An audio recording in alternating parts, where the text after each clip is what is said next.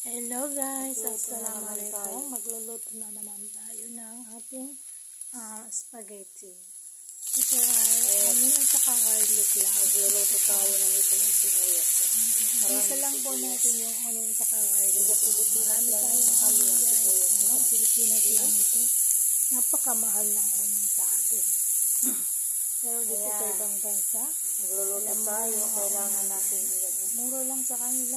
Kaya pag magluluto sila, isang luto lang nila, 3-4 na onion lang ginagamit nila. Okay guys, so nandito na tayo, gigisa lang natin to.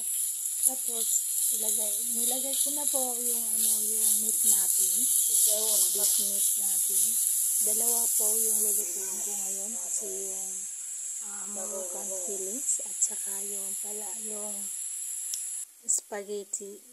Para sa spaghetti na beef, hinati ko lang po siya, kalahati doon sa Moroccan filling, kalahati dito sa spaghetti na lulutuin ko. Konti lang po ang niluluto ko araw-araw kasi konti lang naman po kami. 3 lang po kami kumakain.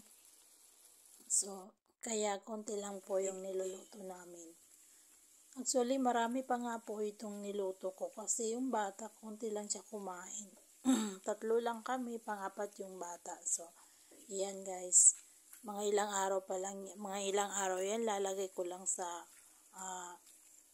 fridge namin. So, ayan, nakikita naman ninyo. Tapos ng ating spaghetti, yan. Hindi na masyado details yung video ko kasi nagmamadali po ako. Kaya, ganyan lang po. Madalian lang po yung pag-video ko. So, nakikita naman nyo na ganyan po yung spaghetti dito sa kanila. So, hindi siya ready-made ang sauce. Sa Pilipinas, ginagamit natin ready-made sauce. Pero pag ako gumagawa minsan, ganito rin yung proseso ko. Pag ayokong gumamit ng ready-made sauce, nilalagyan ko lang ng cheese yan, mozzarella cheese. Naglagay nga pahala ako ng cheese dyan, na mozzarella cheese. Yung ginagamit po sa topping ng pizza, ang nilagay ko dyan. Pero hindi na ninyo nakita kasi tunaw na po siya. Nilagay ko lang siya, tapos yan, may mix ko lang.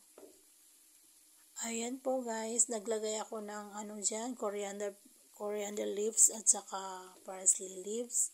Saka yung spices, Arabic spices po ang ginamit ko kasi Moroccan yung lalaki, yung boss ko lalaki. Kaya yun po. Maraming salamat po sa panonood. Bye-bye. Thank you.